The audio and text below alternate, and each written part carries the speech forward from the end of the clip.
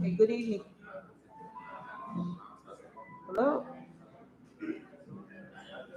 Check one.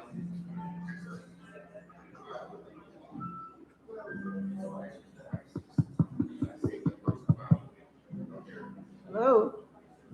Hello? Hello?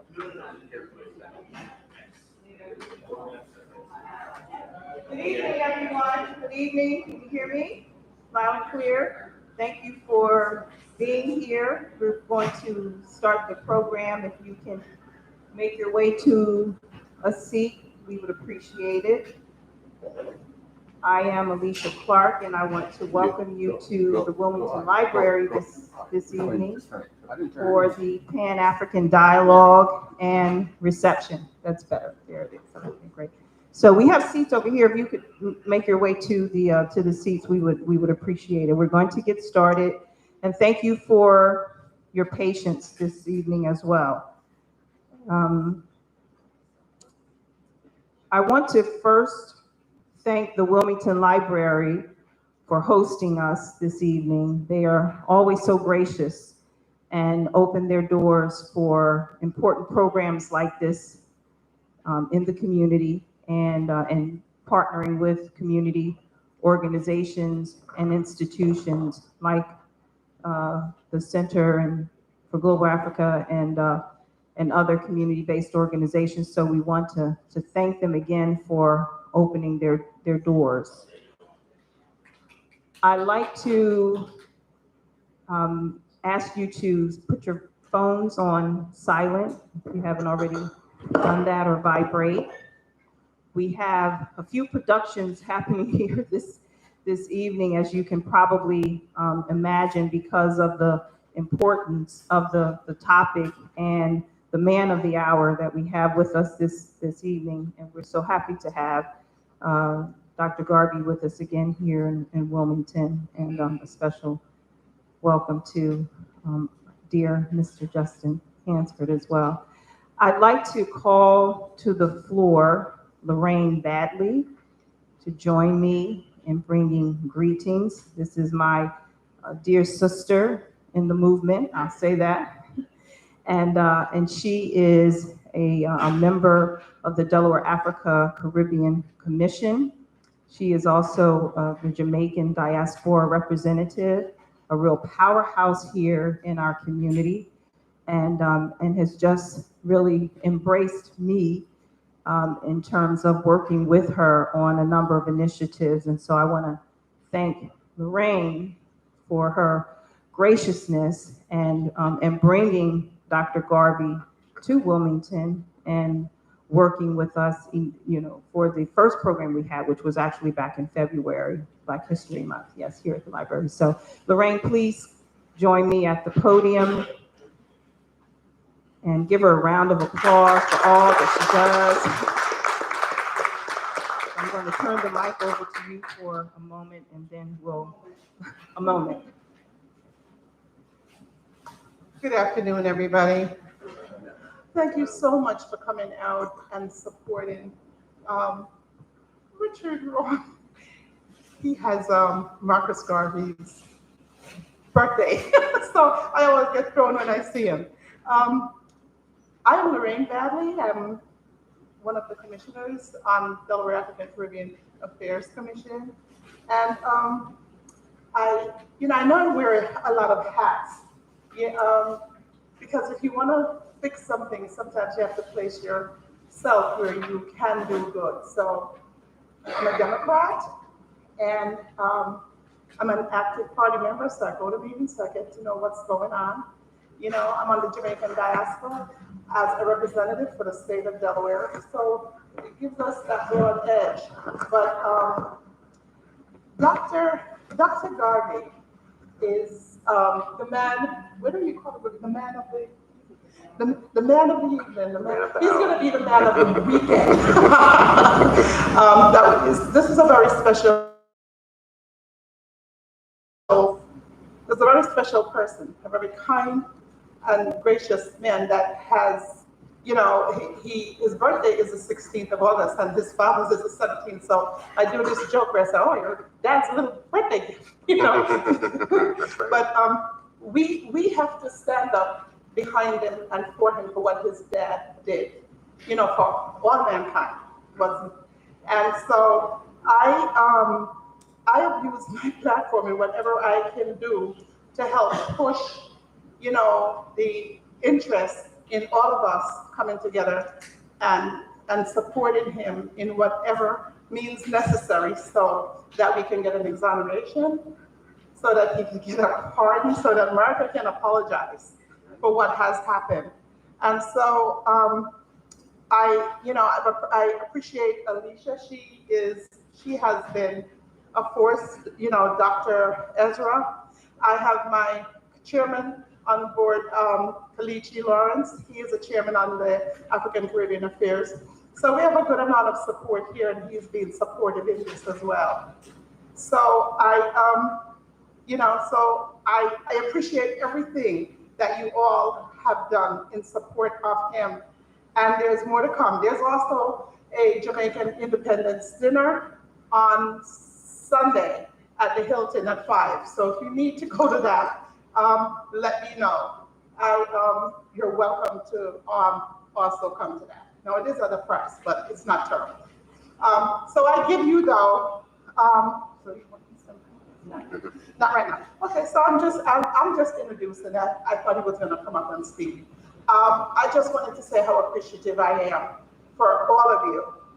And when I look at these very interesting faces, and you know, I could tell, you know, I could look at your faces and I could see the care in your smile. I really do appreciate it. He appreciates it as well, you know, and so let's get behind him. Okay. All right then. Thank you.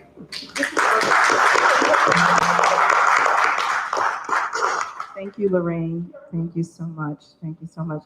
So without further delay, I'd like to first recognize Councilwoman Michelle Harley, who's with us this evening. We appreciate you taking time out of your schedule and joining us, as well as my brothers and sisters from the community leaders, and we even have a visitor from outside of the state of Delaware. Lincoln University is represented here, Dr. Shaky, so thank you for being here as well.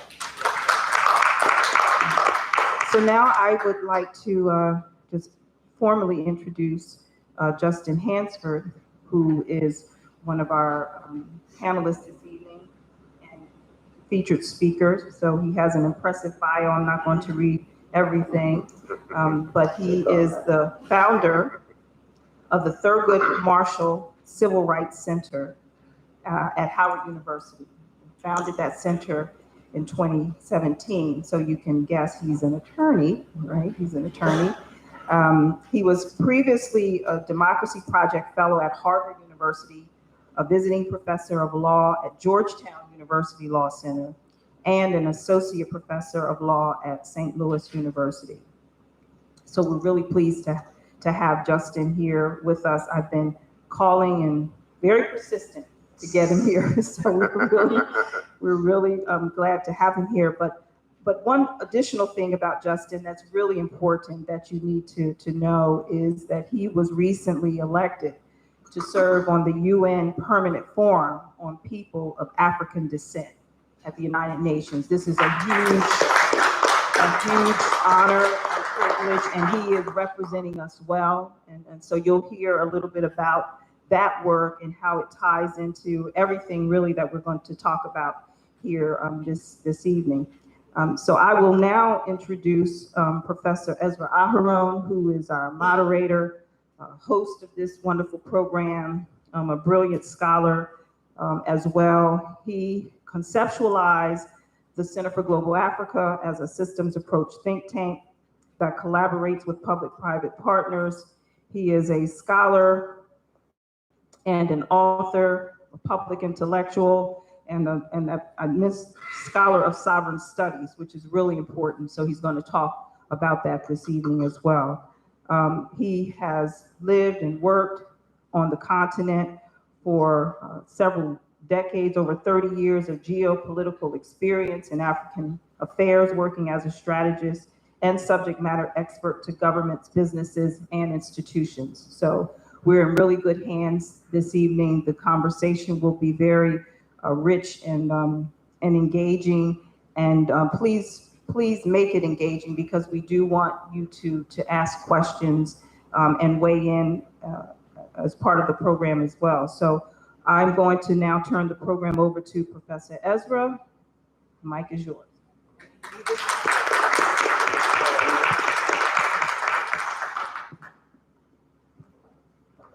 Thanks so much, Alicia. Always, when we gather in this great facility, I always give great thanks to the organizers of the event, as well as the library itself and those responsible. So I want to thank Alicia. She's always the point person to put these events together. Her and I saw Tanya Baines, Tanya in the back. Give her a hand too, please. And also want to recognize Dr. Anwar Warsini, who I work with closely with the Center for Global Africa. He's one of the great brains behind what we do.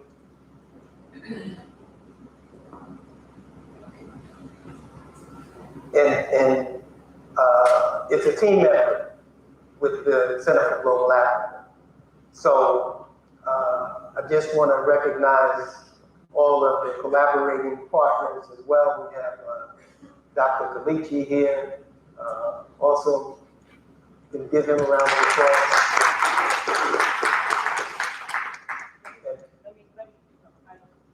Representative Larry Lambert.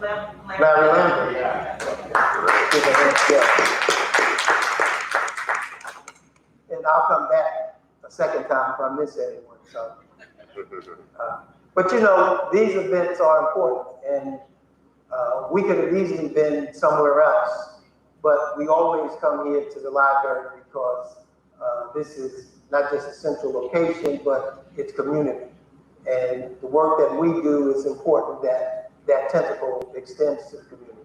You know, the Center for Global Africa, even though it's an academic think tank and we work with historically Black colleges and universities, the whole objective is to connect to the community. We have a partnership with the African Union.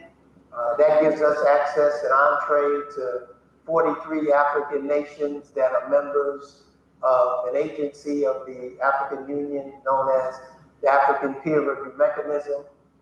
And African Peer Review Mechanism is an important agency that oversees governance and socioeconomic performance of African nations. And that's done with the view to accelerate Agenda 2063, which is Africa's 50-year blueprint. You know, so that's a bit of a backdrop about the Center for Global Africa. But tonight we're here because of the work, the legacy, and the need to give great recognition to the Honorable Marcus Garvey. And I always say that if you're an African, and you don't have to go to Africa or be an African to be an African, right? But if you are an African, and Kwame Nkrumah say we're not African because we're born in Africa, it's because Africa is in us. And if you're an African, then you owe the Honorable Marcus Garvey a great debt of gratitude.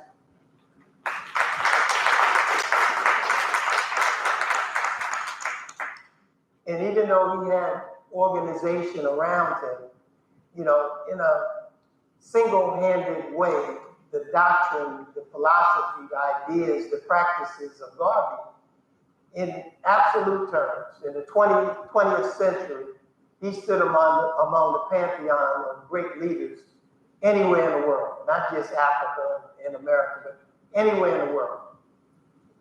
And so Dr. Garvey, Dr. Julius Garvey, his son, we are here today because he is on a mission on several levels that's centrally important that we need to recognize, that we'll talk more about. So in a way to put this in context, to support Dr. Garvey and the aims that he has, and Attorney Justin Hansford will speak more in depth about what happened to Dr. Garvey and the legal challenges that are being asserted, all in effort to exonerate Marcus Garvey, is part of a collective effort.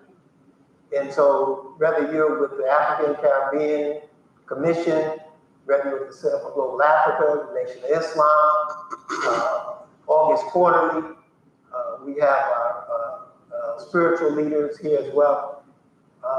That support is central. And so Alicia went on a great campaign to organize letters and petitions to support this initiative to exonerate the charges against Marcus Garvey. But what I want to do is just speak about some of the accomplishments of Garvey, to give Garvey a modern day kind of context and to have us understand why it's important to build on that legacy. Because oftentimes, as Africans in America, as the diaspora, we look to do things in Africa, and we wonder, what steps should we take? How can we connect to Africa? But another thing I always say about Marcus Garvey is he created a template. And without a cell phone, without internet, without email, he galvanized 6 million people globally. And when he announced he was making an appearance, he would draw thousands of people. And so those accomplishments, second to none, as I said, but it cost him, because freedom is not free. And Marcus Garvey sacrificed a lot that today, as I said, with that debt of gratitude, if you're an African, the thought process should be, well, what can we do? So it was 100 years ago, this year, 1923, when Marcus Garvey was arrested, tried, and convicted. And as we know, and we'll see from the work that Justin Hansford has produced, those charges were trumped up, false charges, and like a freedom fighter, it's not uncommon to, visit prison, be in prison, and that happened to Dr. Garvey 100 years ago today. So, just briefly, some of the accomplishments.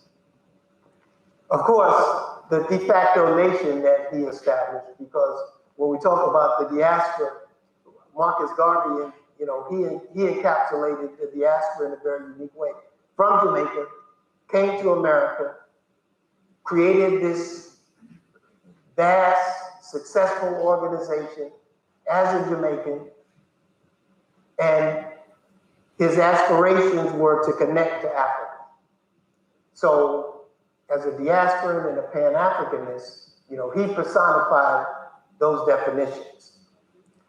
He created the liberation flag, red, black, and green flag that we know today, those colors that are emblematic of what it is to be African, what it is to be Black.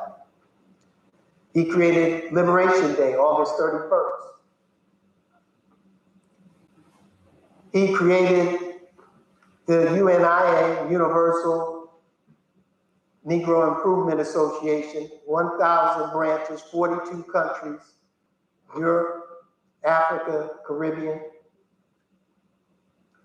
And he inspired the liberation movements in Africa.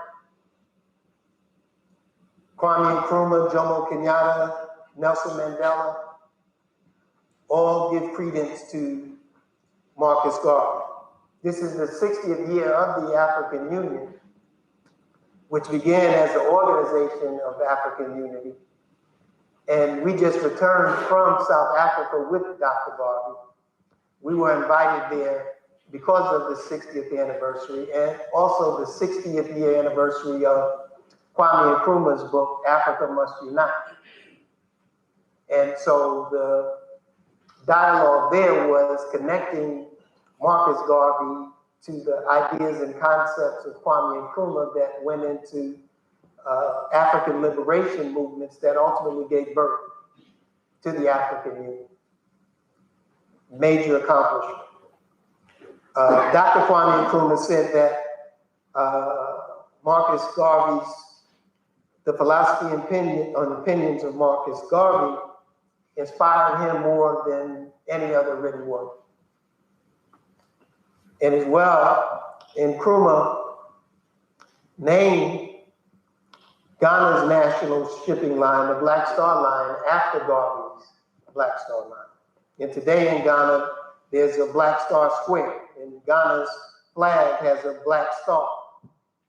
And Ghana's football team is called the Black Stars. So the Black Star is everywhere. And then to his credits, the Negro World newspaper, over 200,000 subscribers. And I mentioned the Black Star Line as well. And if you look at ships and shipping and you study what goes into what moves cargo and what moves trade and what makes the world go round, the fact that Marcus Garvey conceptualized having a shipping line back in the 1920s was phenomenal. And just go through the Rolodex of your mind now. Who's black in shipping? Who's black that owns ships? Right? It's a forerunner of these things. And one of the things that Africa is talking about today is increasing inter-Africa trade and increasing African trade to other places. And they have now the Africa-Continental Free Trade Agreement, which there's a component to that that reaches out to the diaspora to consider how the diaspora can play a greater role in that trade. And when you look at remittances alone, the billions of dollars in remittances that come from America alone into Africa. You know, Marcus Garvey's vision was all about how do we harness the intellectual capital, the resources of African people.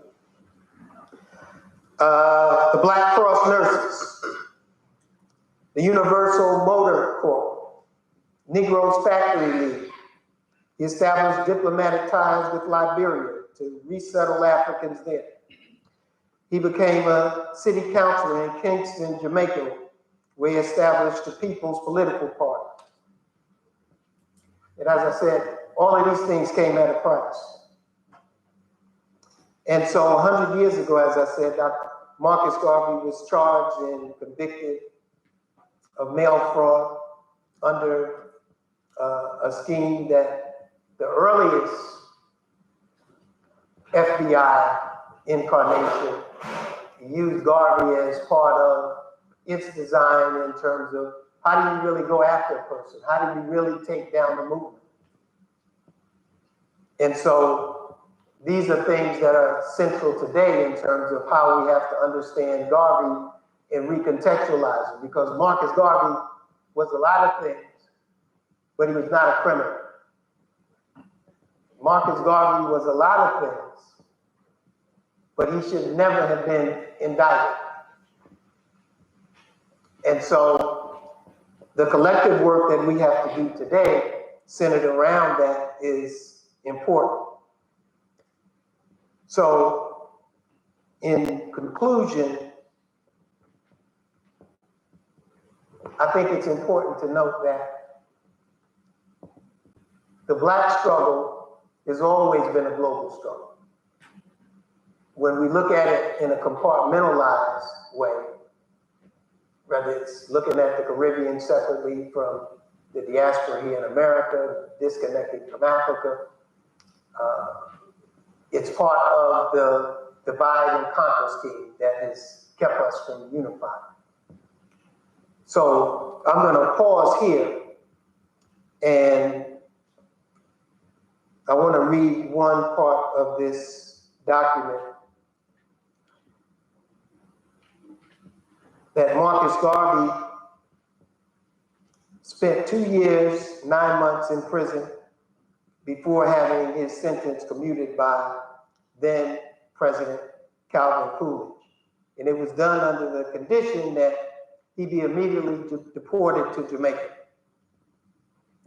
And among other travesties, his imprisonment precipitated the decline of the movement, the destruction of the Black Star Line, and the virtual dismantling of the 6 million Garveyites worldwide. And if you look at the aftermath of that, you'll see that I would say Africans have not recovered to regain the footing that Marcus Garvey established. But it's a template. And the Center for Global Africa, in conjunction with Dr. Garvey's Marcus Garvey Institute for Human Development, we're working in close alignment with partners and allies to right these wrongs.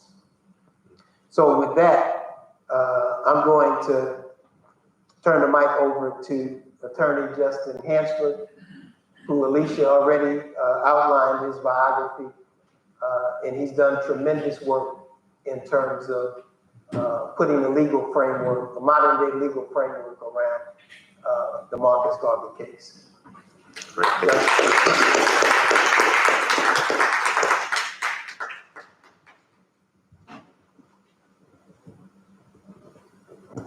All right, good evening. First, I wanted to say thank you for inviting me here this evening in this beautiful room. I enjoyed the artwork, and to be able to sit on a panel with Dr. Julius Garvey is one of the greatest honors that I can imagine. His father was a hero to me as a child, and is still a hero to me today. In fact, what was mentioned earlier, the opportunity I have to be a part of the United Nations Permanent Forum on People of African Descent is essentially Marcus Garvey's dream come true. It's an opportunity for us to have a platform for the entire African diaspora to make its voice heard before the United Nations on any issues that involve human rights. That can include economic injustice. It can include questions around climate change. It can include questions around gender injustice. And even the question that's been on my mind most recently, the question of reparations. And I know here in Delaware, your Wilmington City Council has a reparations task force. And I want you to see the UN Permanent Forum for People of African Descent and myself as allies as you fight for reparations. To put a finer point on that very, very briefly, one of the things that we have done is that we have gone to different cities and we have done something we're calling the Black Audit Project. And essentially we are taking a snapshot of the state of Black people in different cities around the country. And we're doing so on 17 different metrics. These metrics are tracked to be in line with what the United Nations has called its Sustainable Development Goals. So that means access to clean water. It means access to education, access to housing, access to healthcare, access to jobs. 17 different metrics. And what we're finding is that many cities are not even keeping disaggregated data so that we can understand, not how is the city of Wilmington doing on jobs, but how are Black people in Wilmington doing on jobs? Not how is the city of Wilmington doing on access to clean water, but how is the Black community in Wilmington doing on access to clean water? And after we do these audits, we give each city a grade. So I'll leave it to you to think about what grade Wilmington will get on some of these metrics, but that's what we hope to do later on, maybe this year or next year, is to come to Wilmington as the United Nations and do an audit. We've gone to San Francisco, Chicago, New Orleans, Cleveland, Washington, DC, Baltimore. We've even been to Puerto Rico and worked with the Black community in Puerto Rico. Is it Puerto Rican back there? All right, Puerto Rico. So that's that. But that idea is also based on our, you could say, our theory that many of the inequalities that we will find in these cities are not based on what your mayor did last year, but it's based on systemic injustices that are not going to be solved by one or two new policies, but will be solved only by reparations. And I'm assuming that here in the city of Wilmington, if you look at the wealth gap, if you look at the gap in health outcomes, thinking about healthcare, think about home ownership. Those are the types of gaps that you're not going to solve with anything besides reparations. So you can consider this also to be a support for your case for reparations. I believe if Marcus Garvey was here today in 2023, he'd be making the case for reparations. He is someone who had paved the way for so many of our leaders around the diaspora throughout the 20th century. And one of the things that I've been privileged to dedicate my career to is ensuring that everyone knows that he was innocent. And the conviction, which led to his deportation, which took place 100 years ago this year, was based on faulty evidence. It was based on politically motivated prosecutions. It was based on a attack from members of our own community, other African-American leaders who were perhaps jealous, perhaps in disagreement with his policies, and who did not want to keep losing, so to speak, in his marketplace of ideas at the time. And of course, the United States government had perhaps the biggest role. As was so eloquently stated just a few minutes ago, the FBI created a program called COINTELPRO, which some of you may know of, which was designed to infiltrate and ultimately destroy Black organizations throughout the 20th century under the leadership of an individual named J. Edgar Hoover. That organization would threaten Martin Luther King Jr. And encourage him to commit suicide. That organization helped to dismantle the Black Panthers later on throughout the 20th century. But that program or organization, COINTELPRO, whatever you want to call it, was really launched in the 1920s with the infiltration of the UNIA with a agent named James Wormley Jones, very appropriate name, who was the first Black FBI agent ever hired in American history, specifically to infiltrate Marcus Garvey's movement and bring about its downfall. And one of the interesting things about this is that because of this all-out campaign, we have transcripts written by these FBI agents of meetings, of speeches, of activities done by Garvey to such an extent that even unto today, Marcus Garvey is the most widely covered, the most documented Black leader that we've ever had, because of the amount of resources that were poured in to searching through his speeches, his activities, trying desperately to find some sort of charge to bring against him so that he could be ultimately convicted and deported. And many different charges were brought. There was an attempt to convict him of violating something called the Mann Act because he traveled across state lines with his partner at the time, and they were not yet married, so that was seen to be immoral. There was an attempt to bring a case against him for tax violations. All of these were unsuccessful. There were notes by J. Edgar Hoover basically saying, we haven't found the right charge yet, keep trying.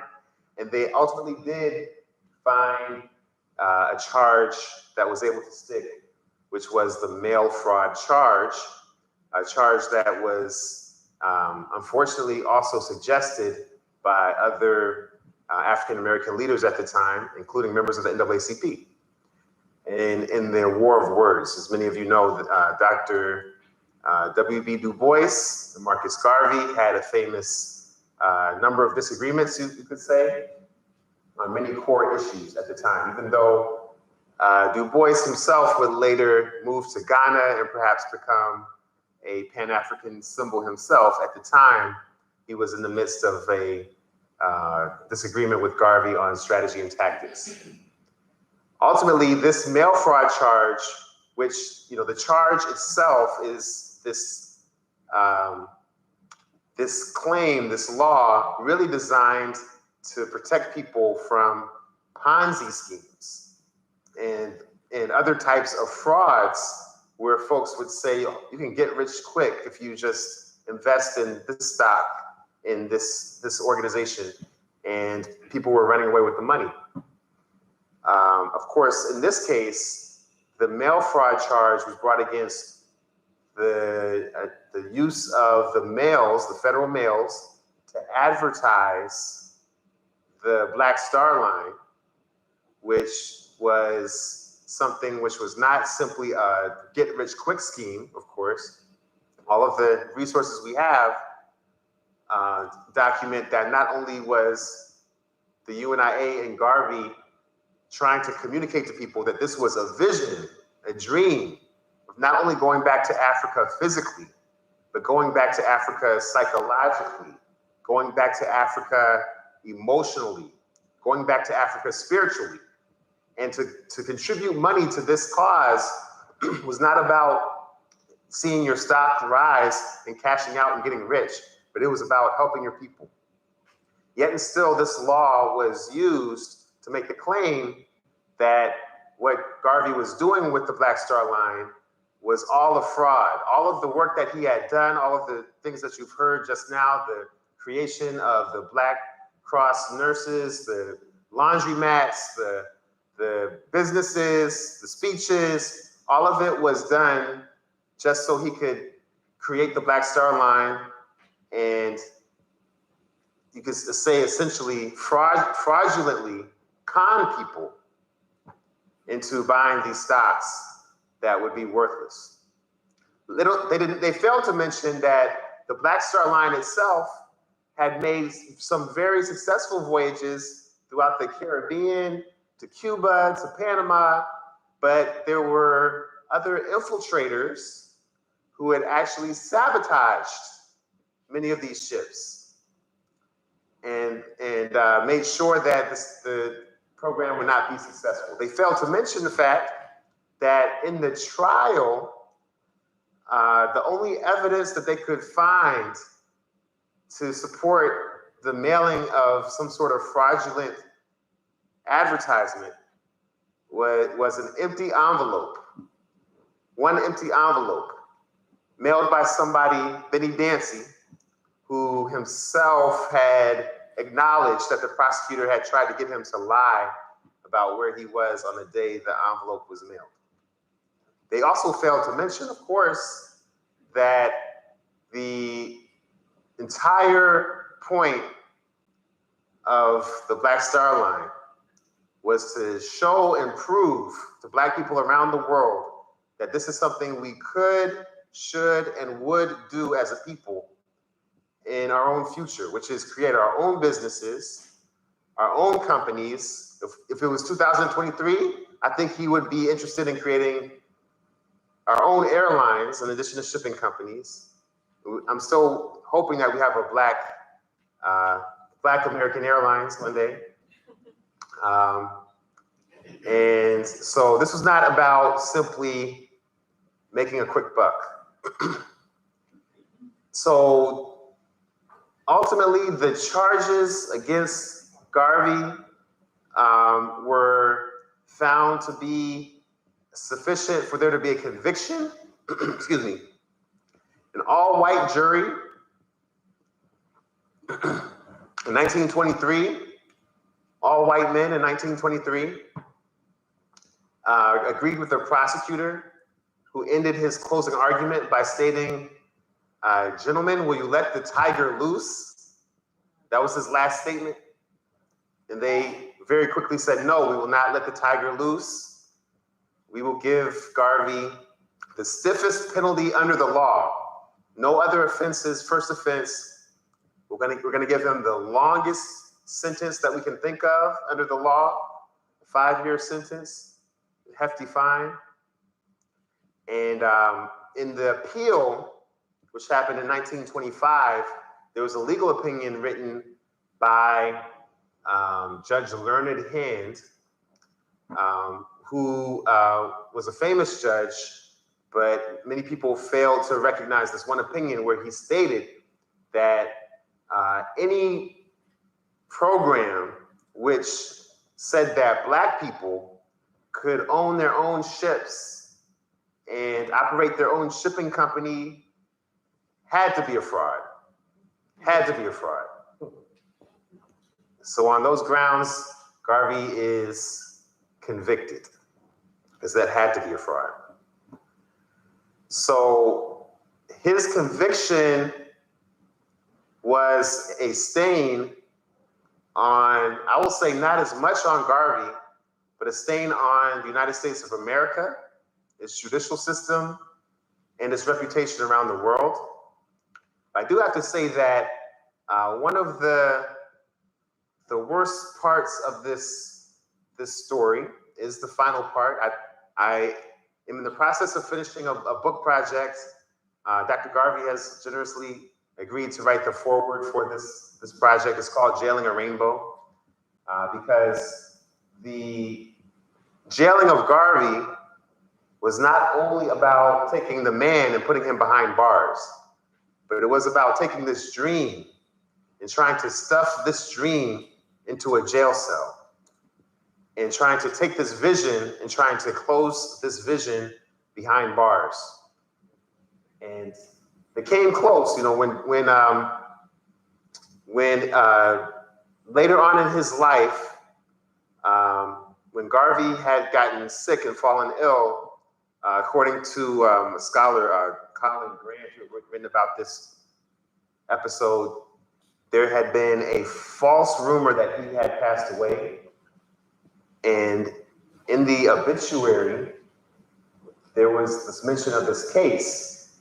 And many of the same Black leaders, editors of the Chicago Defender, editors of some of the Black press, many of the same Black leaders who had opposed him early on in his career, went on and on about this case and how he was convicted for fraud and how he was actually, you know, someone who was a convict and a con artist and all of these things. And the stress of that, of reading those obituaries, weighed so heavy on his heart that he became even more ill and ultimately passed away. So the harm of this wrongful conviction was not only simply a stain on our collective psyche, was not only the physical attempted destruction of the Garvey movement, but it was also an attack on Garvey's life itself. The US government to this day has not apologized for it. To this day, they have not apologized for it. And we now know that the power to grant a posthumous pardon. So to be clear, it should be an exoneration because Garvey was innocent in the first place. The United States government, in its arrogant view of its legal system, does not have a process for exonerations. So you have to ask for a pardon and hope that they say during that pardon that you're innocent the whole time. But this exoneration can only be granted right now by one man. And he sits in 1600 Pennsylvania Avenue. He's from this state. He listens to you, his constituents, and it is his responsibility and his duty to grant a posthumous exoneration for Marcus Garvey. So what I hope tonight is that you learn more information that will give you the energy and the inspiration and the hope and the perhaps the ideas that are necessary for us to get this exoneration through over the course of the next few months. We're happy to work with you on that. Some of you have already done work, and we thank you for the work you've done, and we hope to continue to do more work on that. But let's celebrate the legacy of Marcus Garvey. Let's luxuriate in the words of his son that continue to inspire us, and let's be happy about the amazing career of Dr. Garvey that has continued his father's legacy. But let's also leave tonight ready to work, because I think that the full, true redemption of Garvey's legacy will happen once we get this exoneration. And I'm hoping that you agree tonight to become a part of it and work with us on this process. So thank you for your time, and I'm happy to answer any questions anyone has about the case at any point. Thank you.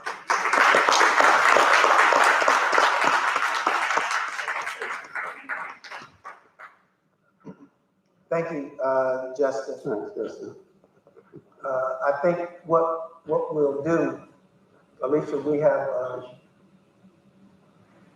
but I just want to make one or two comments that, imagine exoneration, but with action steps behind it, because, a lot of times we hear things about steps that are being taken and progress that is being made, but, the materiality of it, the real tangible things. Marcus Garvey always says more than just a philosophy, it's a practice. If you're a Garveyite, if you believe in the vision and the works of Marcus Garvey, then you have to do something. So I think exoneration with the assignment of action steps is critically important. So, no, you can go ahead and speak to the letters that you support that you got.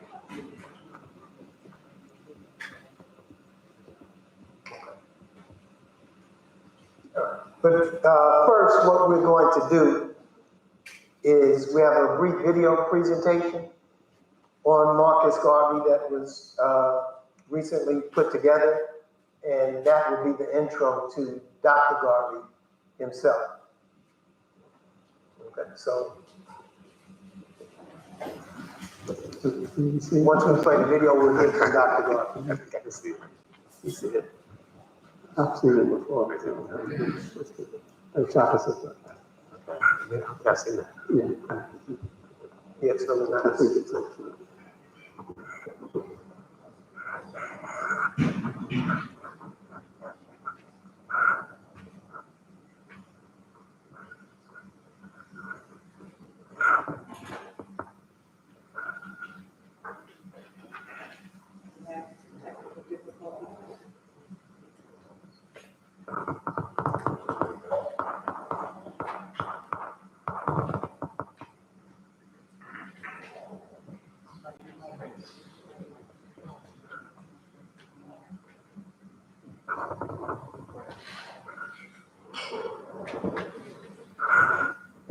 While they're getting the video prepared, does anyone have any questions?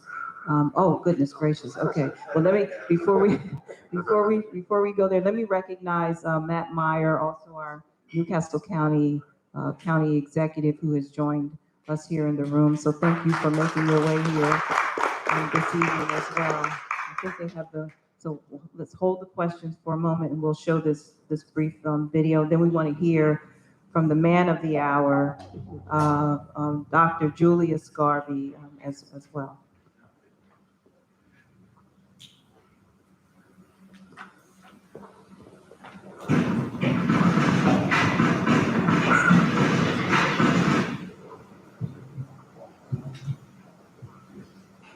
The year was 1916, when a 29-year-old Jamaican-born man with a love for Africa, pride in African people, and a vision of Pan-African unity, love, and strength, arrived on America's eastern shores, armed with an sense of purpose, duty, and destiny. Just 54 years after the Emancipation Proclamation, 51 years after the end of the Civil War, with the vast majority of Blacks in America still mentally enslaved, experiencing widespread race-based discrimination, terrorism, despair, Black codes, Jim Crow, peonage, and lynchings, and economic collapse in a world at war. 90% of the African continent colonized by 7 European nations, and Africans throughout the diaspora, systemically oppressed, with few signs of better days ahead. In spite of these things and more, less than 1 decade after his arrival to America, he was leading the largest Black movement in the history of the world. His name, Marcus Mosiah Garvey. His organization, the Universal Negro Improvement Association, which he and his first wife, Amy Ashwood, previously launched in Jamaica in 1914. Though the ideology of Pan-Africanism was slowly taking hold amongst some during this era, it was Marcus Garvey's vision of a strong, self-sufficient global Black nation, along with his scholarship, total commitment, and organizing prowess that was pivotal in taking Pan-Africanism from theory to practice. From May of 1917, when the New York branch of the UNIA was launched, the first branch on American soil, through June of 1923, the accomplishments of the UNIA against all odds and all efforts to stop them grew and grew.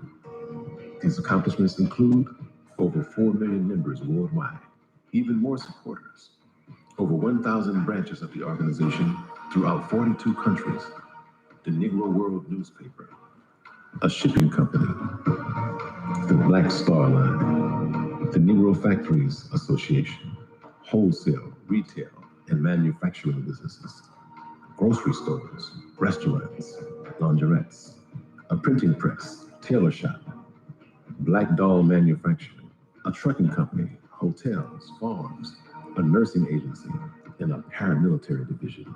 Established our flag, the red, black, and green, and established the Declaration of Rights of the Negro peoples of the world. The accomplishments made by Marcus Garvey in the UNIA laid a foundation of strength and self-determination that inspired widespread liberation movements, leading to 55 African nations winning their independence. His example is still used as the blueprint for progressive action around the world.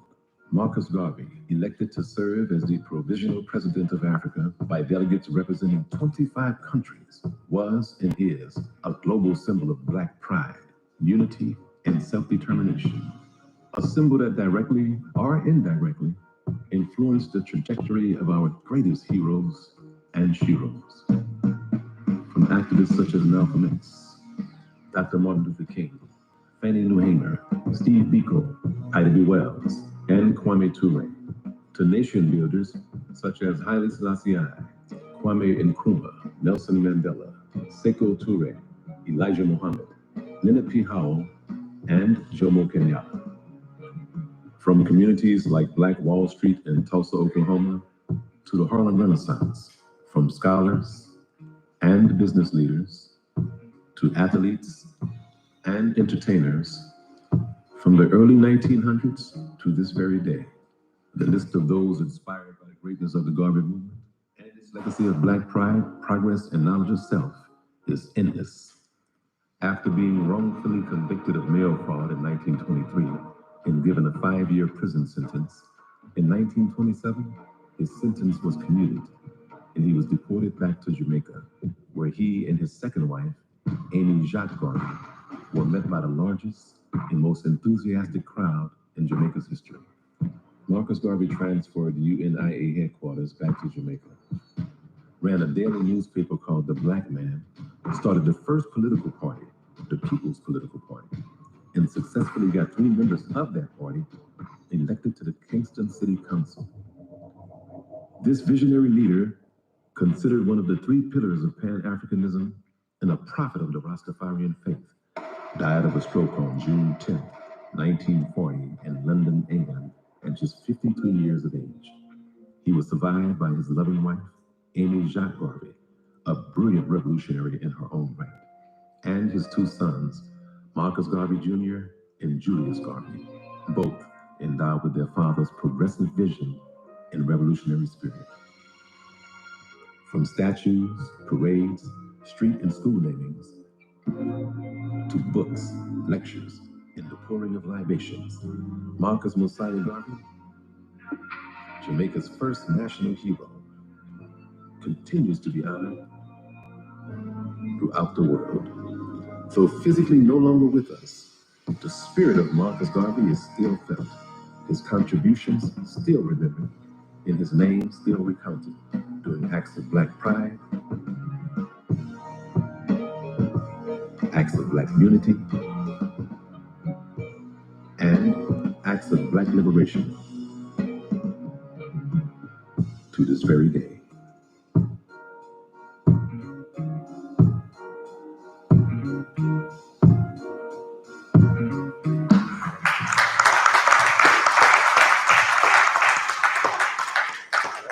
Dr. Garvey?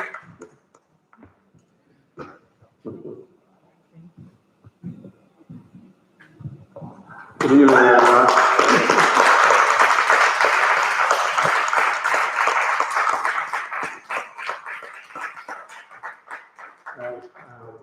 I don't think I really have to say much behind that. I think that 7 minutes more or less says it all. But it's good to be here in Wilmington. It's good to be here in the library. It's my second time. And it's good to see so many faces. Some are familiar, but some are new. I think we've heard a lot, about my dad and his mission. He dedicated his life to what he considered to be the redemption of Africa, because he understood where African people were at that time, pretty much at the bottom of everything in terms of where we were as countries being colonized, recently coming out of slavery. But if we, fast forward to today, and we see that we have 54 or so independent African countries, and we have about 15 independent Caribbean countries that have come together, CARICOM, and the African countries have come together under the African Union. And there's a space for us as the 6th region, considered the diaspora. This is actually a part of the African Union, stated in the legal framework that the diaspora should make up the 6th region of Africa. Africa itself has 5 regions. I'm sure all of you know that. And that brings us up to today.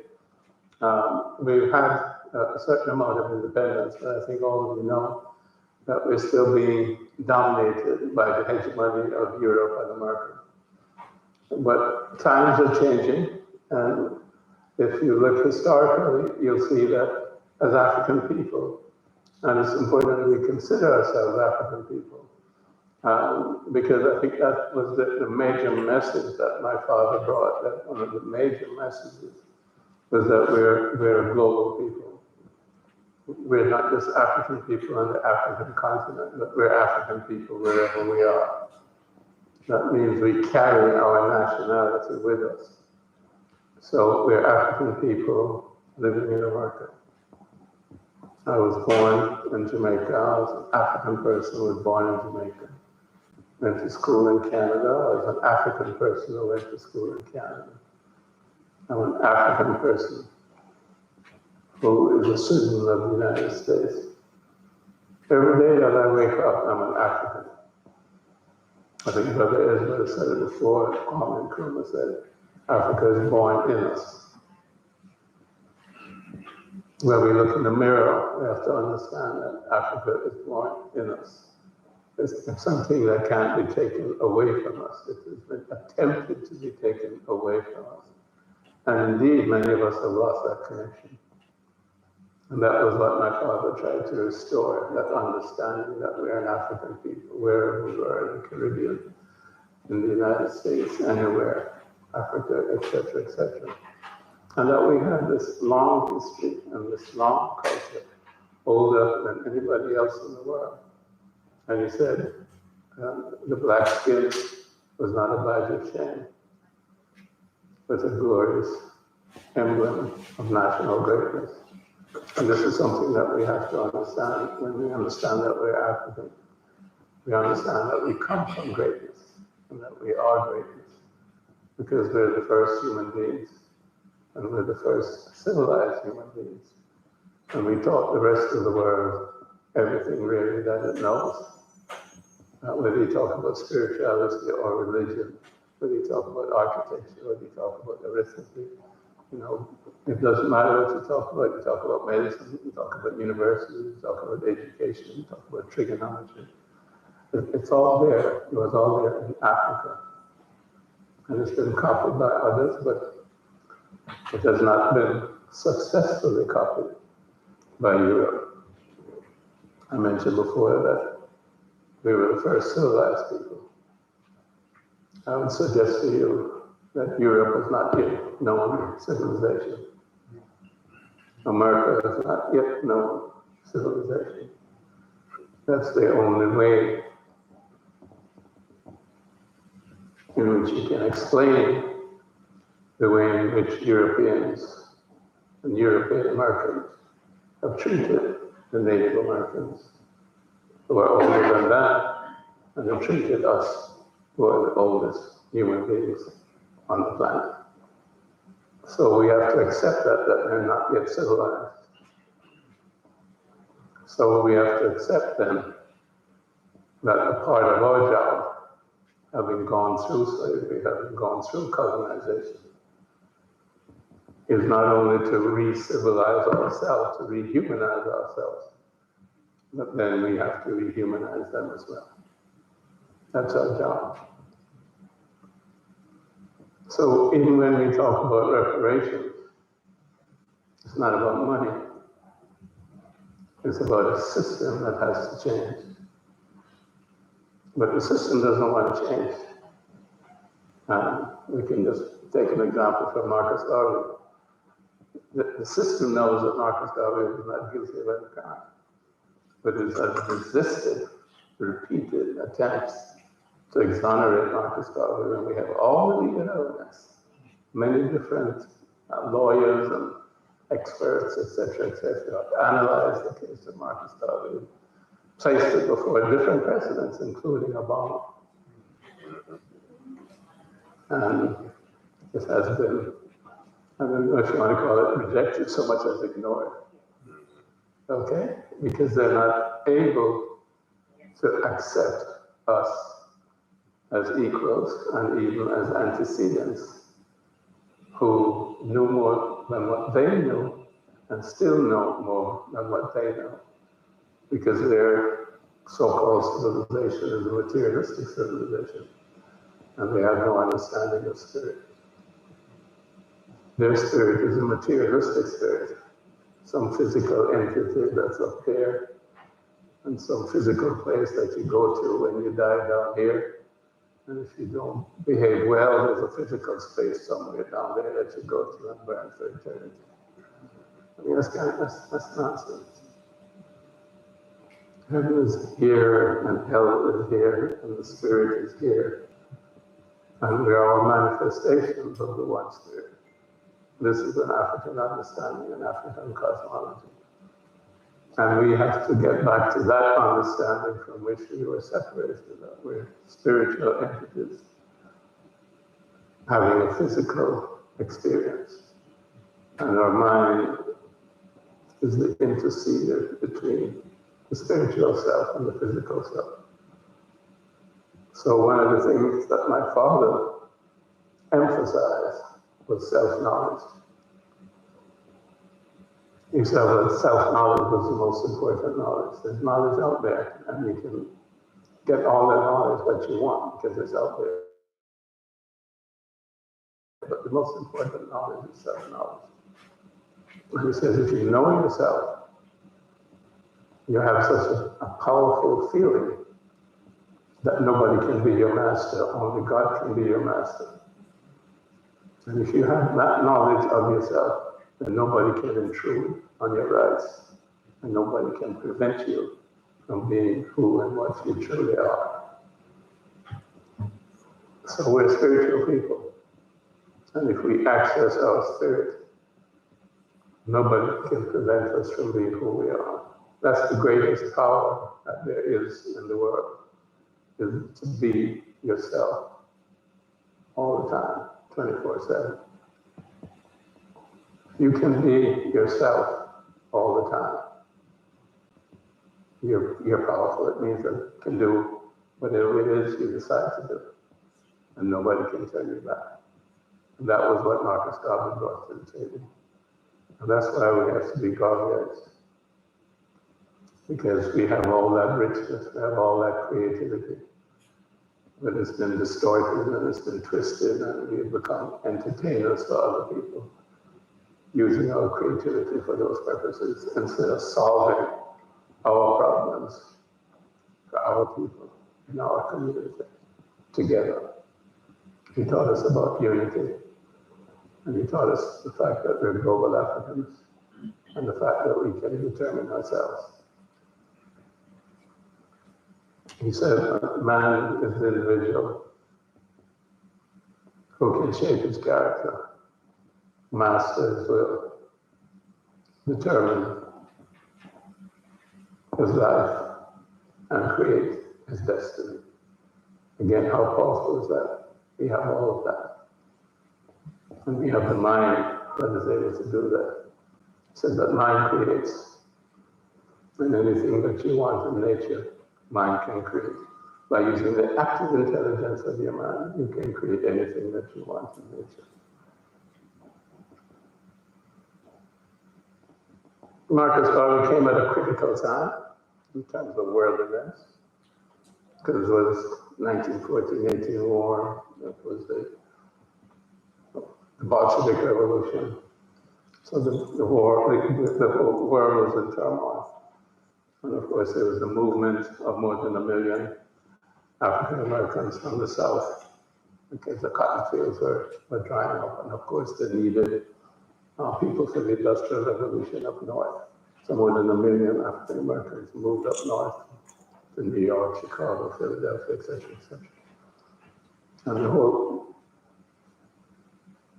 idea was, how does a black person live in white America? Then he brought those concepts that you saw. And one, you shouldn't think of yourself simply as a black person in America. You're part of a global nation. And two, black skin is not a badge of shame, but a glorious emblem of national greatness. And three, if you access your spirit and if you know yourself, then you can be anything that you want to be.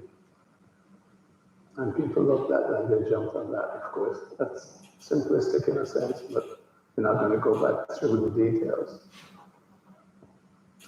We made more progress again after the Second World War, when Europe had destroyed itself.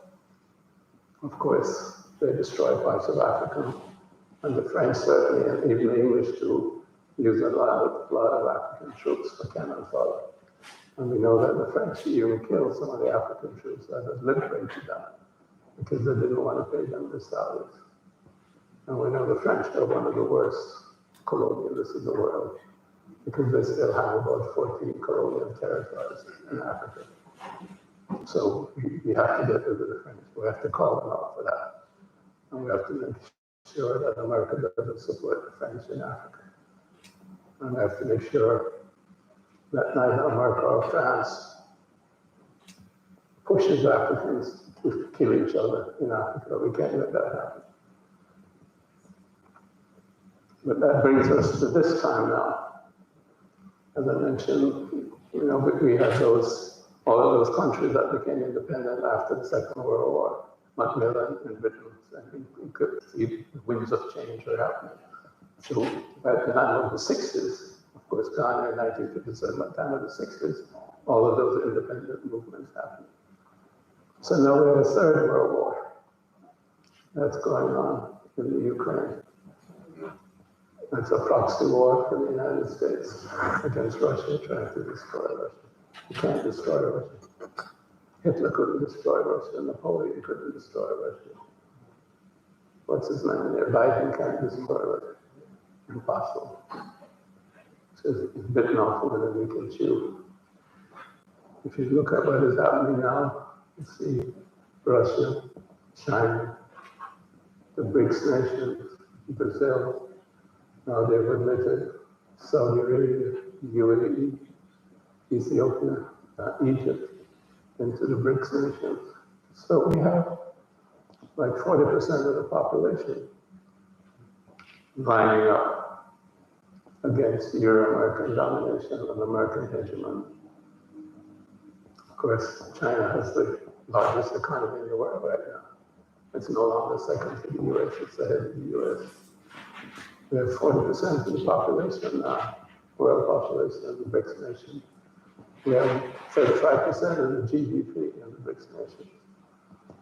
So it's very likely that the dollar will go down because they want to trade in their own currencies. They don't need the dollar to trade. So now is a time when Europe and America are being destabilized and no longer will be hegemonic in losing their power. Now is another time when we should be rising. But we have to learn from history.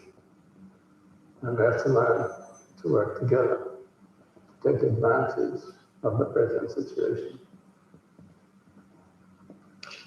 Let's come back to reparations for just a few moments. In terms of reparations for African Americans, and it's not just for African Americans, because the cry for reparations is in the Caribbean. It's being spoken very strongly about people like Hillary Beckers and Doreen Shepherd and others, and the whole CARICOM, the 15 nations. It's also being spoken of by African nations. I was in Accra last year. President Advocacy is one of the statements that African nations now are adopting a reparations posture. But reparations is not about money. Many people in America think it's about money. It's about changing the system. Certainly, we know that Prime Minister of Barbados has been talking a lot about that changing the system. And African nations have been talking about that in terms of a seat at the Security Council, in terms of a seat at the G20, etc.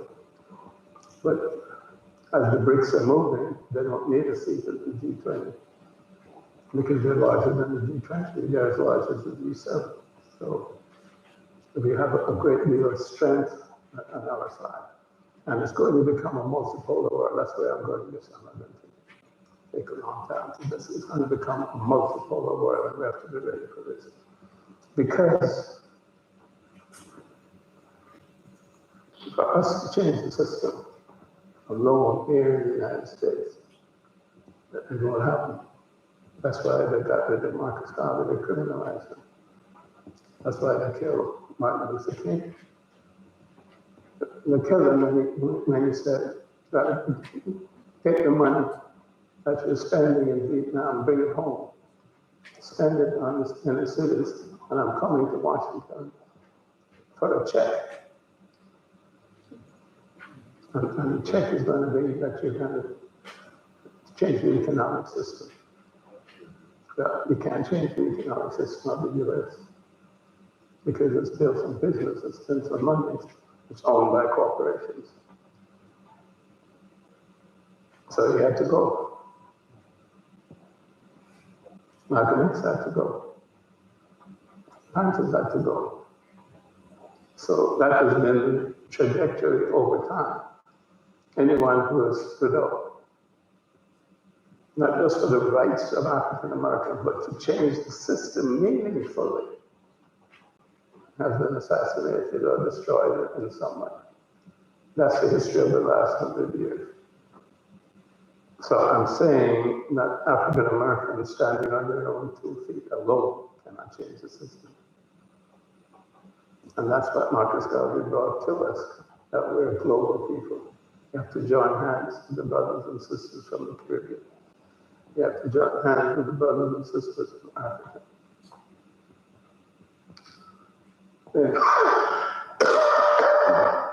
Sorry, I'm getting over a cold. Then we have 1.5 billion people. America only has 400 million. But if we have 1.5 billion people, and we are united, we have the richest continent in the world, and we're using that appropriately, that we can determine any system anywhere in the world, and we can change any system anywhere in the world. And that's what we have to understand. Thank you, sir. I'm not going to talk much about it. But we need to understand that. So the most important thing that Marcus Garvey taught us is that we are global people. We have to work together. Many men didn't understand that. They thought there were short-term solutions. You join the union, and everything's going to be all right. You behave yourself properly, and you get your education, and you become part of the system, part of the middle class, and you move up. But you see, you could even become president. But to become president, you have to change the damn thing. Because the country is run by the corporations. But now is the time for change, and we have to understand that America will be getting weaker and weaker and weaker. It's spending an awful lot of money in Ukraine. All it's doing is printing that money. You know, there's nothing backing that. So you have to understand what that means in terms of the economy of the world. And you have to understand that the BRICS are going to de-dollarize. They now have 60% of the oil of the world. And you know that's what runs the energy of the Industrial Revolution. So join with the brothers and the sisters across the world. Unite. And then we can transform the system. But we have to transform the system. We're not here to imitate. We're not here to imitate. We're here to build a better system. And we've built better systems in Africa and in different parts of the world. It's called African-Humanism. And that we have to put human beings first. Of course, to go through all of that, it takes a long time. I'm not going to do that. But we have the template, just like Israel said that Marcus Garvey gave us a template for Pan-Africanism. African civilization over time has given us a template of how people can live together in peace and govern themselves with prosperity for all. It's all there in Africa. So that's all we have to re-educate ourselves in terms of our traditions, in terms of our culture, in terms of our history, in terms of our cosmology, in terms of our philosophy. It's all there. We just have to relearn it. We have to take that time to relearn it. And we have to disconnect ourselves from the system as it exists here and around the world. Because it's a hedonistic system without values and without ethics. All it's doing is raping the planet. And you can see where it has brought us in terms of climate change. So the planet is being destroyed by this particular system. We don't want to be part of it. We want to have our grandchildren survive, and we have to want them to prosper. So we must work to change the system. We can only do that through unity with our brothers and sisters across the globe. As I said, there are approximately 1.5 billion of us. That's enough for a quarter.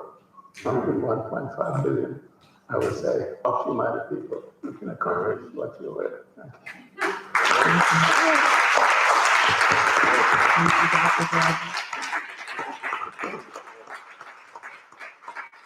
Thank you, Dr. Garvey. He always amazes me, and we're so thankful for that message as well. You spoke about, well, Justin certainly spoke about, and you spoke about the exoneration and the pardon. And so I just want you to know that you inspired us here in Little Wilmington, Delaware, the last time you were here in February. And we've been little busy beavers here working to mobilize and organize. We want you to know that we've made some progress. Dylan, can you show this? So we have started the process of reaching out to organizations here in the state of Delaware and in the city of Wilmington. And what you see in front of you are the organizations that have written a letter to President Joe Biden in support of the exoneration and pardon of your father, the Honorable Marcus. Thank you so much.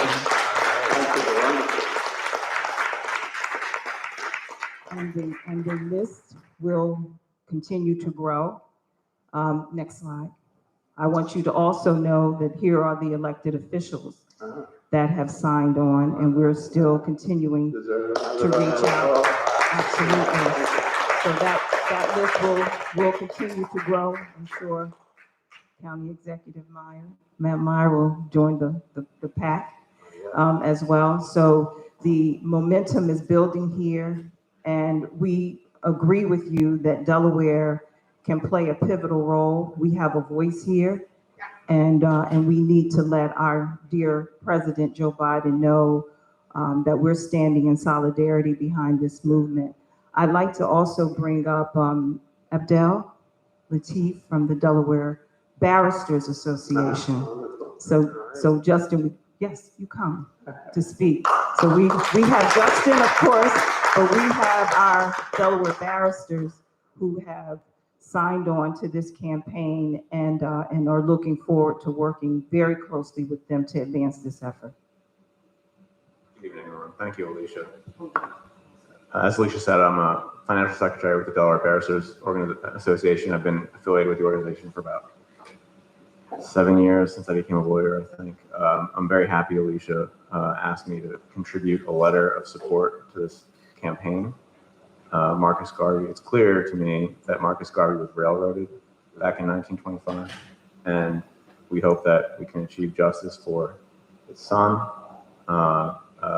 if not for Mr. Garvey himself, who has left us. We have his legacy, though, and we need to learn from it and preserve it for the future. Thank you so much. Thank you so much. Thank you so much. So now I think we're at the point of the program. I'm going to turn it back over to. Yes, that's your job, Mr. Moderator. Questions, in the interest of time, let's just get right to it. Yes. Okay. Yes. Justin, Lorraine Bagley. Now, you were in Washington you were there with us with,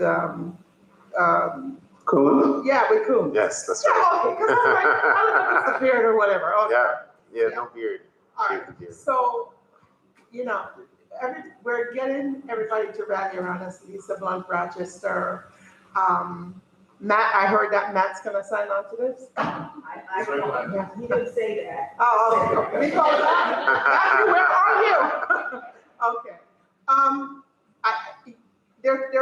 There's something that I'm concerned about because I'm not sure why 1 minute I think I get it and the next minute I don't. We know that the president, I'm a delegate of Joseph Biden, and I'm happy to be, However, and this is a good guy. There's decency in this man. Had it not been for him, I probably wouldn't be here talking to you because he picked me out in a crowd. I was 30-something years old and asked me to come watch a debate. And I just said yes, and that changed my whole life. So the decency in him is where I think we can talk to him and reach him regarding the pardon, because I know that's in his power. What keeps coming back to me is that I need to talk to somebody stronger in the administration than is the exoneration. He doesn't have the power to, because, and so correct me how that goes though, because the Department of Justice,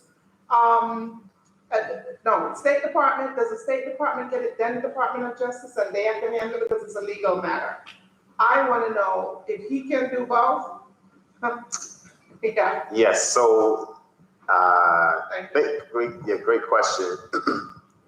During the previous president's term, there was a posthumous pardon, so to speak, for Jack Johnson, former first Black heavyweight champion, who was also railroaded. And during the process of that posthumous pardon, President Trump, and he was surrounded by family members and Sylvester Stallone, who supported him because he was a boxer. President Trump said he never should have been convicted in the first place, and made a verbal statement which spoke to the exoneration element of what was taking place.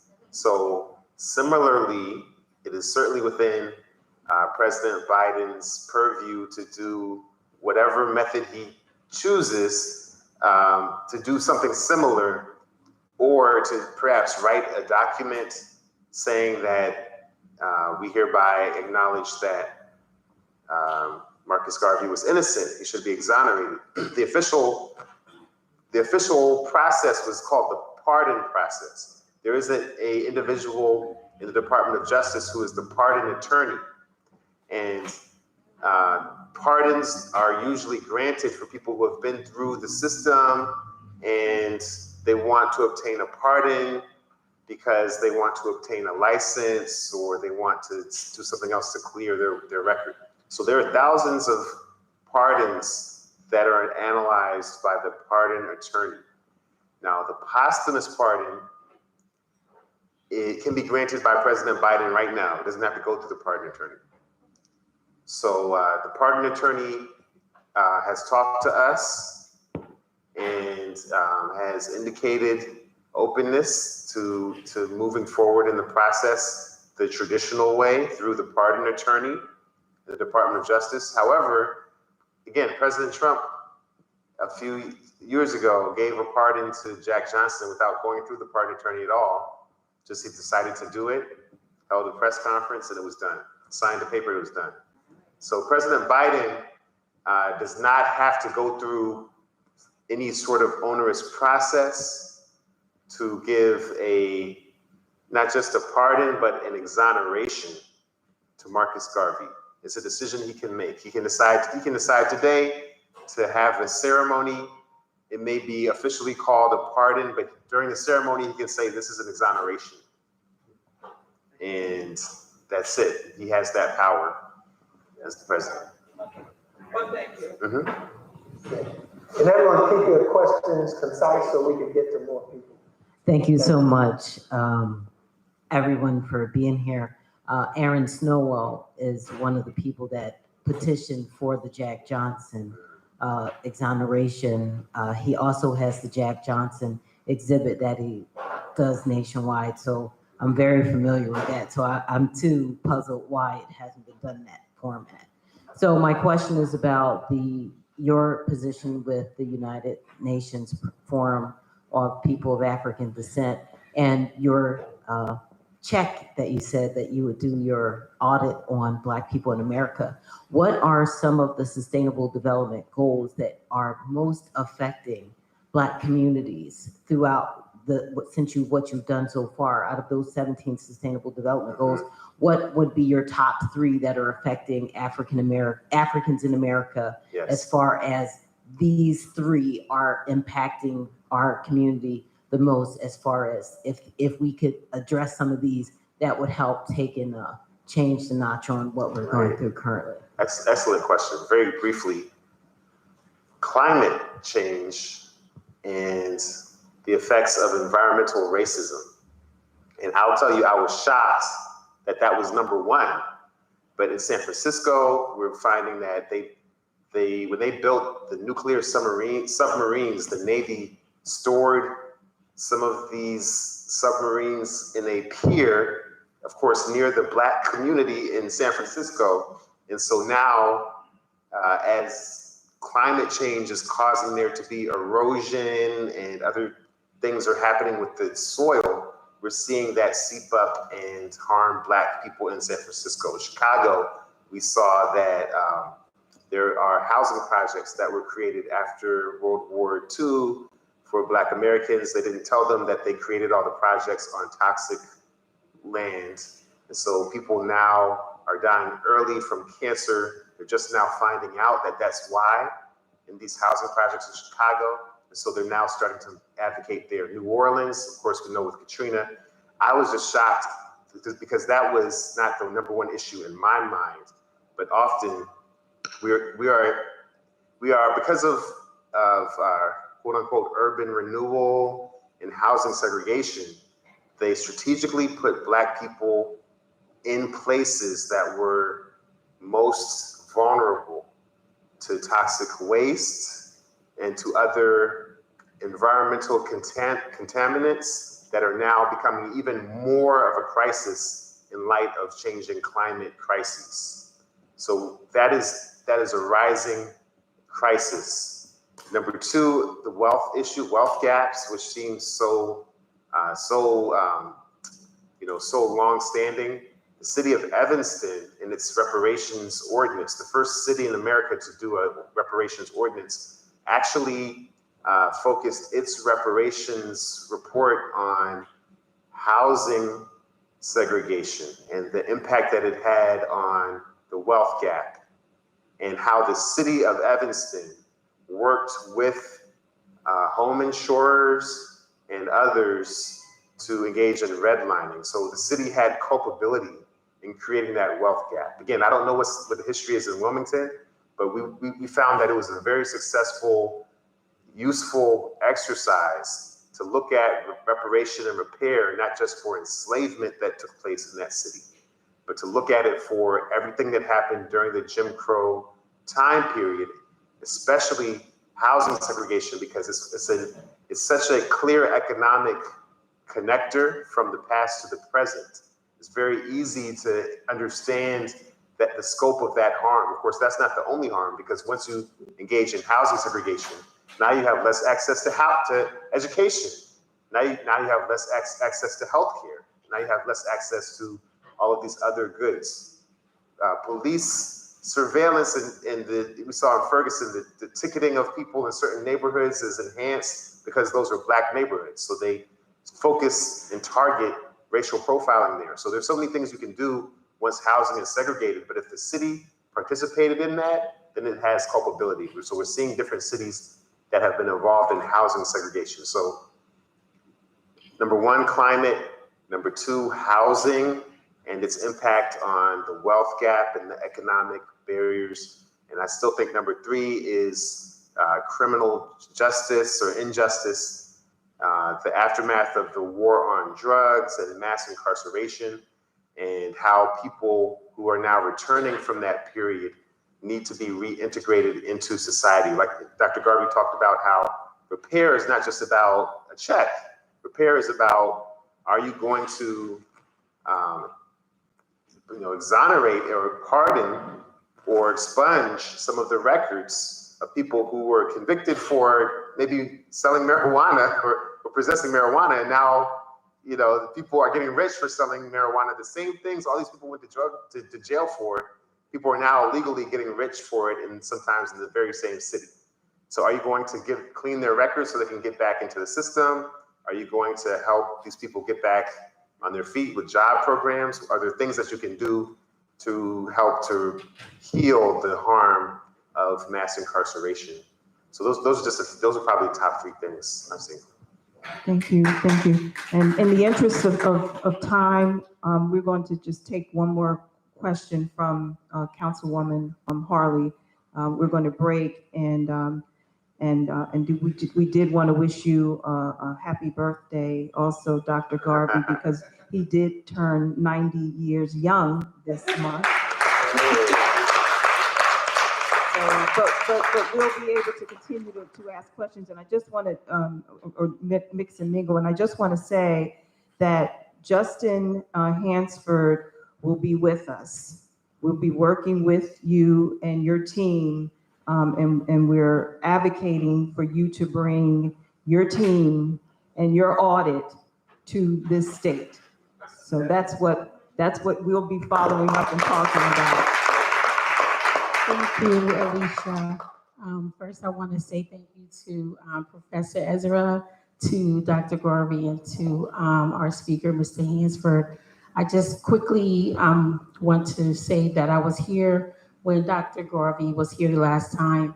And so one of the charges to the elected officials was for us to write the letters. And so I wanted to know, do we have an advocate in Congress that is working with the executive branch to make sure that this information is getting in front of our President Biden or his team? Because of course, you know, everybody writing these letters, and if they're going to Washington and no one is, you know, strategically being assigned to work between Congress and the executive branch or a president, then I don't see how much movement is going to take place. And also that person will be the individual to bring back information to let us know where we stand and what is the status of all these letters from elected officials and organizations going to Washington. Is there a team? Is there an individual that is tracking that information? Yep, yes.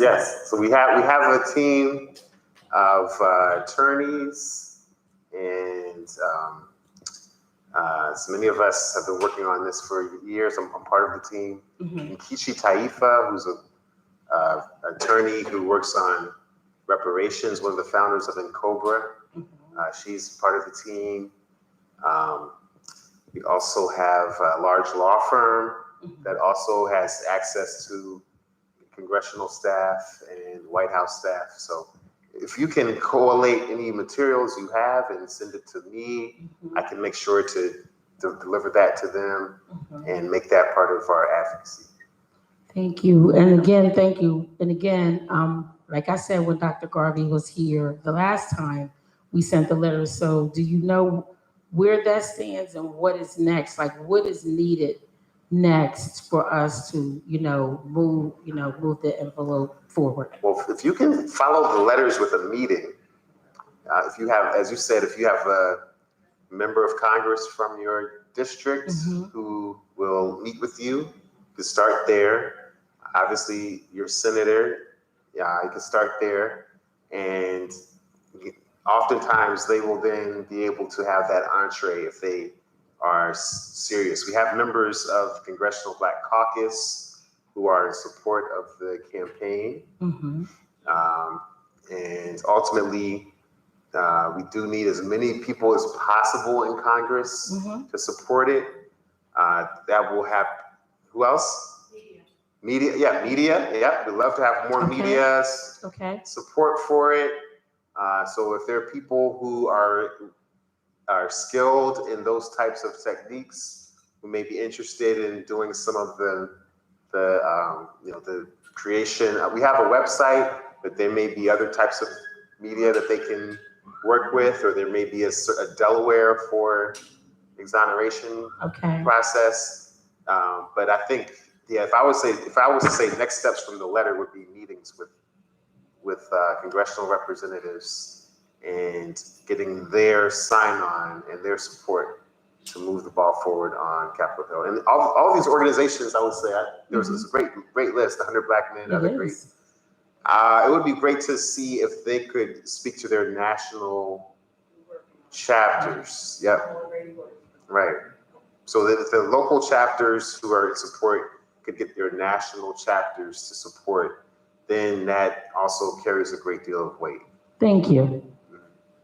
Thank you, Councilwoman Harley. So I just want to also add to her question and your comment that we need to mobilize more Delaware voices and organizations. So we're working on that. And we need to ensure that President Biden, because I heard you say clearly that it's not just Congress that we need to be speaking to, but President Joe Biden, who comes from Delaware, who we elected for 40 years and sent him to Washington, D.C., that President Joe Biden hears the voices of his constituents from this state and understands what our position is and needs to respond to why not at this point? Why hasn't it happened at this point? So I will turn the floor back over to Professor Ezra to sort of close us out because the hour is getting late and we have this beautiful cake over here, Dr. Garvey, that you need to come over and slice up for us. Yeah, I hope you don't slice that cake. So we get as So many I'm going to pictures turn as it back possible. over to Professor Ezra. What I'm going to do is call my brother from Lincoln, Dr. Teke here, to give some parting remarks.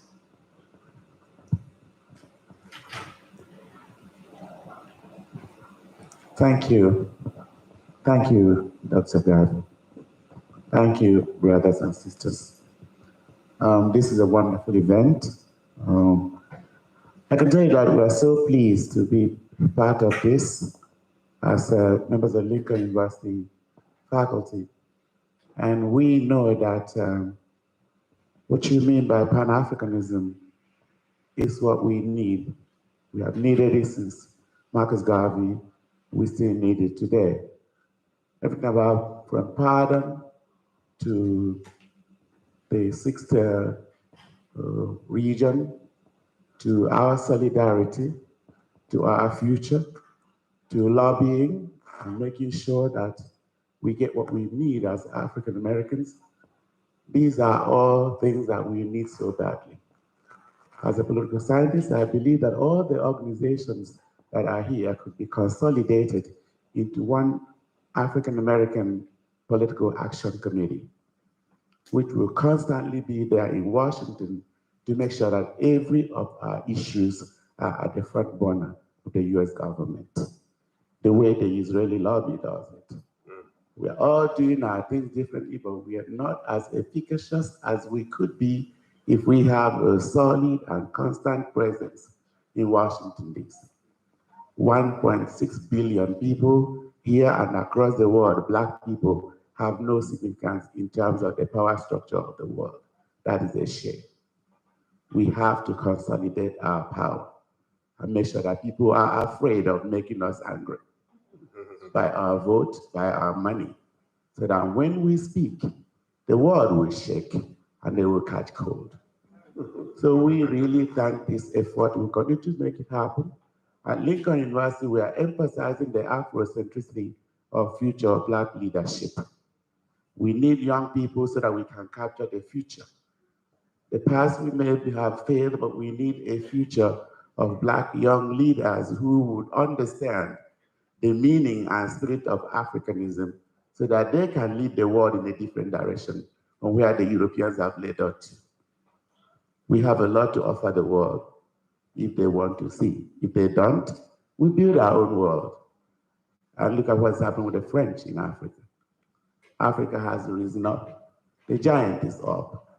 And all our children all over the world, Afro-Caribbean, have all the muscle that can come together to force them to do things the way we want it.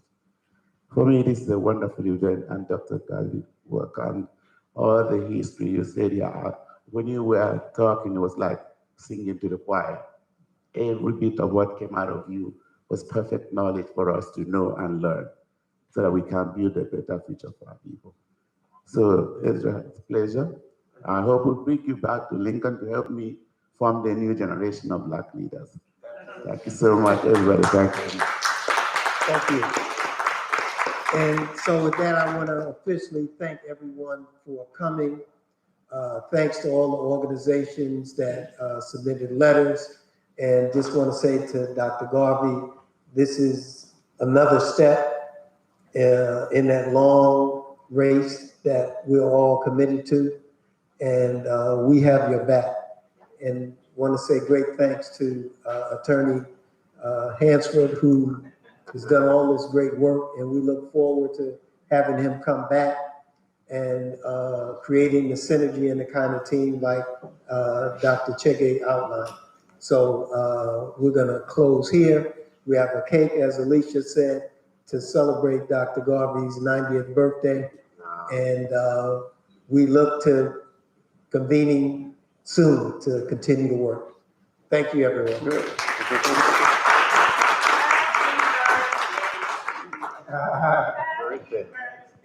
All right. Happy birthday. Happy birthday. Happy birthday to you.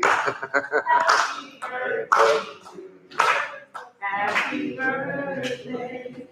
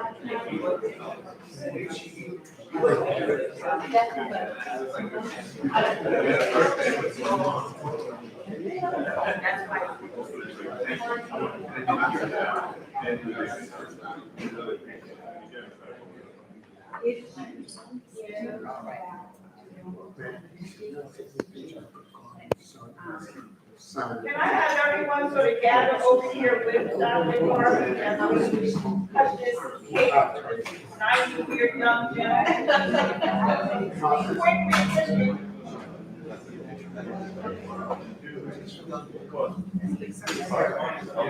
Everybody gather around.